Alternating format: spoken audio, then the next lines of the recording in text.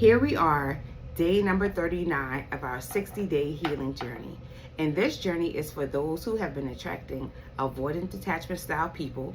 If you have been attracting people who are emotionally unavailable, if you felt like you had to do a lot of chasing, if you felt like you've been leaning too far into your masculinity to force things to happen, this is the journey for you. We are on day number 39, and the title for today is Ease is Allowed. Ease is allowed. It's okay to have an easy day. Everything doesn't have to be chaotic. Everything doesn't have to be stressful. Sometimes it could be situations where people grew up in those type of environments where things were just difficult, and it's just a pattern or a cycle of just being used to difficulty. But we're trying to get more into like an ease state, a more relaxed state, so that we're able to receive. Okay, that's what we're trying to do. The affirmation is, I receive with ease, not guilt. I receive with ease, not guilt. Are you one of those people that give, but don't allow people to give to you? When they try to give to you, you just hesitate before you just accept it. You don't just allow it to come to you. This may be part of the problem.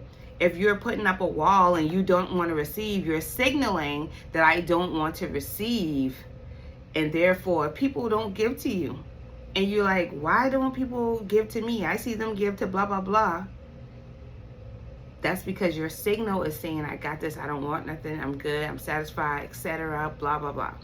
Okay, so the affirmation is, I receive with ease, not guilt.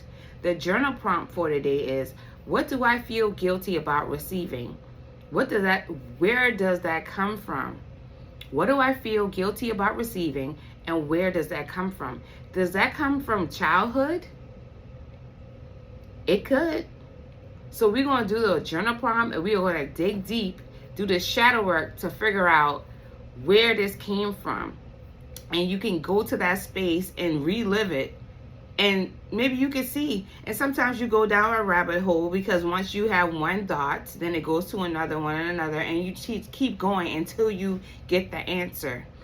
I like to do that in a quiet space without noise and everything around me, because I want to actually think. And I allow myself to go, because I set my intentions before to ask for protection and understanding, etc., as I go on this journey.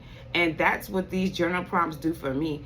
They allow me to go on a journey to find the old me that may have started some of these cycles, or may have interpreted something in a way that made me see things in a certain light. And today, me being more wiser, I'm able to see how it may have been some confusion back then.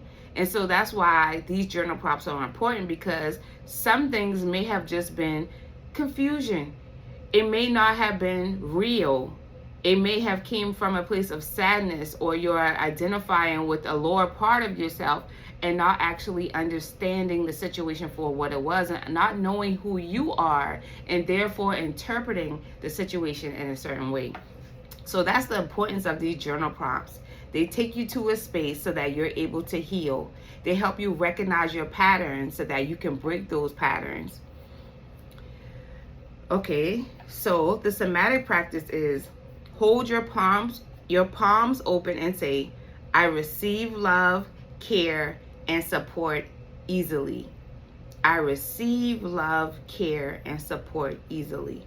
And it's also great to do visualization techniques when you do these somatic practices, where you're actually seeing love come to you, and care and support, and just visualizing that. If you could do that, if you could do this practice for like 10 minutes, like meditate and do it, you might be unlocking something. The tiny boundary is, don't reject a compliment or help today. Just say thank you. That's all. Just thank you. Don't say I got it, blah, blah, blah. No, thank you. Just allow it to happen. Just because somebody gives you something does not mean you're obligated to give them something back. Thank you is reciprocity. Thank you is reciprocity. A lot of us have been told, don't be taking such and such from a little child. Don't be taking such and such for them, or don't let blah, blah, blah. Or if somebody trying to give you something, they only giving it to you because they want something back. So we got these things, we were wired that way. Those were programs that we were running on, thinking that when somebody gives me something, I'm obligated to give them something back. But if you change that program to you're not obligated to give them something back, then you're not obligated. It doesn't mean that. You can say thank you and move on. Okay? So that's the feminine aspect as well, allowing yourself to receive. So that's day number 39. And I hope everyone is feeling lovely. I hope you're feeling alive. I hope you're feeling lifted. We are already past halfway of this journey, and we are getting closer to the end.